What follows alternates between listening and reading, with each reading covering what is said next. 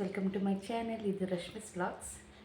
ಇವತ್ತಿನ ದಿನ ಪೀರಿಯಡ್ಸ್ ಬಗ್ಗೆ ನಾನು ಪೀರಿಯಡ್ಸ್ ಆದವಾಗ ಹೇಗೆ ನೋವಾಗುತ್ತೆ ಅದಕ್ಕೋಸ್ಕರ ಮನೆಮದ್ದು ಹೇಗೆ ಅಂತೇಳ್ಬಿಟ್ಟು ನಾನು ಇವತ್ತು ತಿಳಿಸ್ಕೊಡೋಕ್ಕಂತ ಹೇಳ್ಬಿಟ್ಟು ಬಂದಿದ್ದೀನಿ.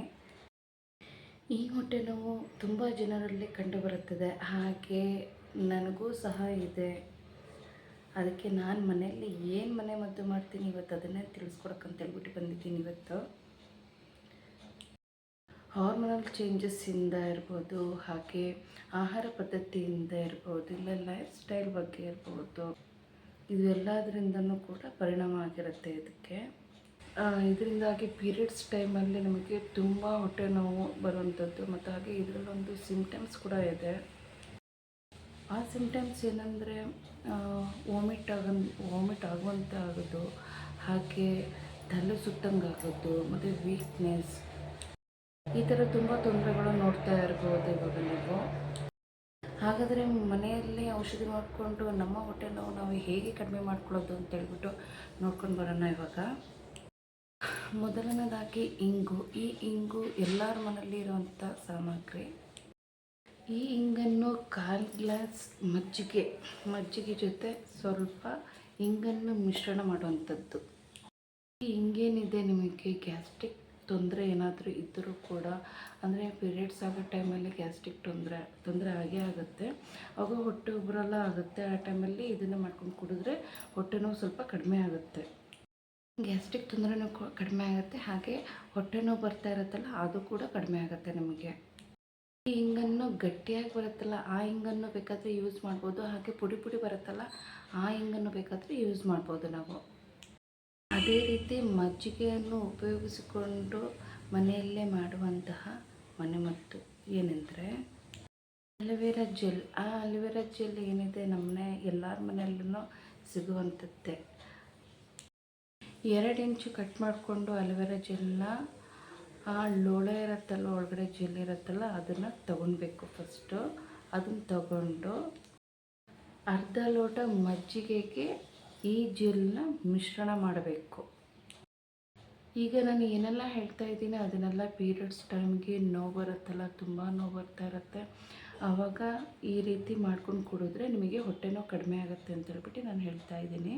ಈಗ ಮುಂದೆ ಹೇಳ್ತಾ ಇರೋದು ಕೂಡ ಪೀರಿಯಡ್ಸ್ ಟೈಮಿಗೆ ತೊಗೊಳ್ಳಿ, ಕೆಲವೊಂದು ಡೈಲಿ ತೊಗೊಂಡ್ರೂ ಪರವಾಗಿಲ್ಲ.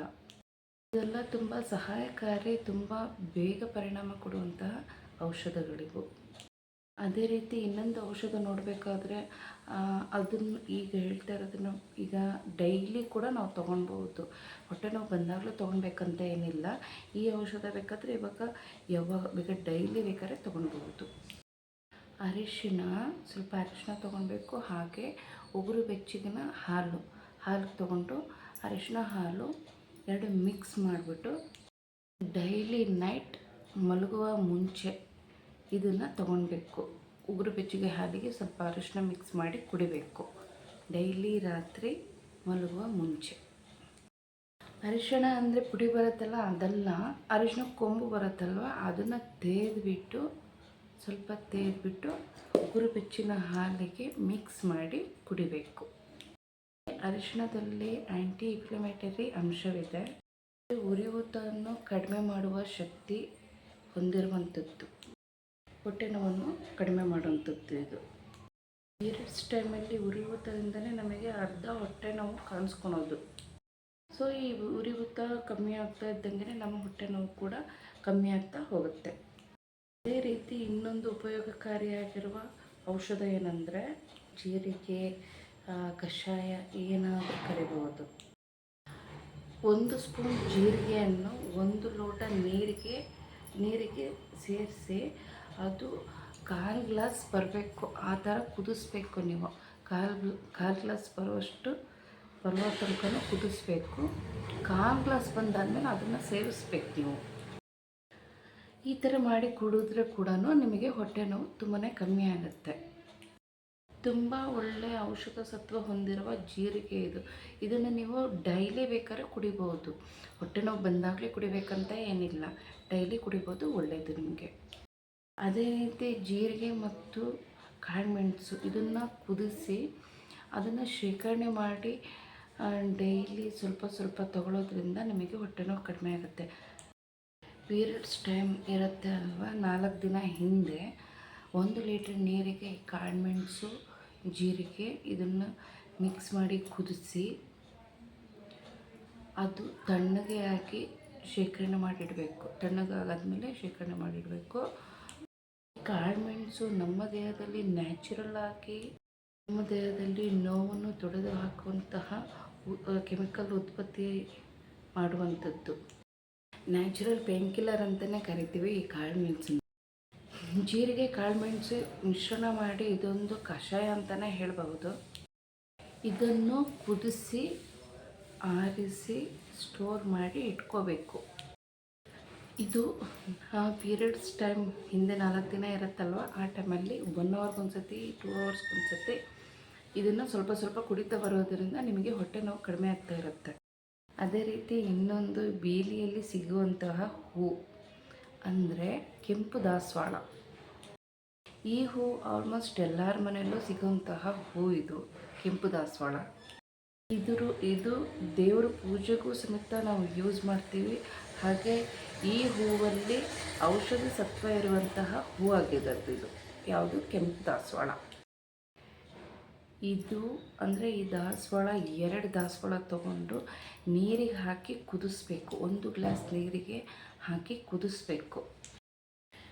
ಈ ನೀರು ಕುದಿಸಿ ಅಂತ ಹೇಳಿದ್ನಲ್ಲ, ಈ ನೀರಿಗೆ ಎಲ್ಲಿ ತನಕ ಕುದಿಬೇಕು ಅಂದರೆ 1 ಗ್ಲಾಸ್ ನೀರು ಹಾಕಿರ್ತೀವಿ, ಅದು ಅರ್ಧ ಲೋಟ ಬರಬೇಕು.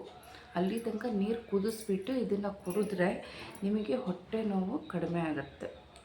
ಅದೇ ರೀತಿ ಪೀರಿಯಡ್ಸ್ ಟೈಮಲ್ಲಿ ನೋವು ಬಂದಾಗ ಮನೆಯಲ್ಲಿ ಅನುಸರಿಸಬೇಕಾದ ಕ್ರಮಗಳು ಏನಿದೆ ಅದು ನೀವು ಹೇಳಬೇಕು. ಅಂದರೆ ಹಾಟ್ ವಾಟರ್ ಬ್ಯಾಗ್ ಅಂದರೆ ಬಿಸಿ ನೀರಿನ ಚೀಲ ಅದೇನಿದೆ ಆ ಕೆಳ ಹೊಟ್ಟೆ ಭಾಗದಲ್ಲಿ ಇಟ್ಕೊಂಡ್ರೆ ನಮಗೆ ಹೊಟ್ಟೆ ನೋವು ಕಡಿಮೆ ಆಗುತ್ತೆ.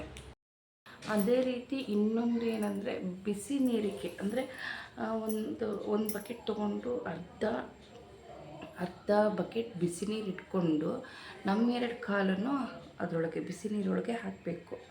ಬಿಸಿ ನೀರು ತೊಗೊಂಡು ಬಿಸಿ ನೀರಿಗೆ ನಮ್ಮ 2 ಕಾಲನ್ನು ಅದ್ದಬೇಕು.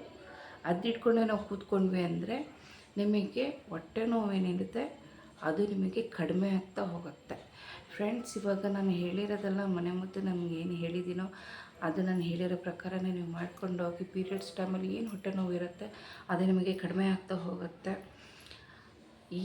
ಈ ವಿಡಿಯೋ ನಿಮಗೆ ಇಷ್ಟ ಆಗಿದೆ ಅಂತ ಹೇಳ್ಬಿಟ್ಟು ನಾನು ತಿಳ್ಕೊತೀನಿ. ಹಾಗೆ ನನ್ನ ಚಾನಲ್ನ ಯಾರು ಸಬ್ಸ್ಕ್ರೈಬ್ ಮಾಡಿಲ್ವೋ ಅವರು ನನ್ನ ಚಾನಲ್ನ ಸಬ್ಸ್ಕ್ರೈಬ್ ಮಾಡ್ಕೊಳ್ಳಿ. ಹಾಗೆ ಶೇರ್ ಮಾಡಿ, ಲೈಕ್ ಮಾಡಿ.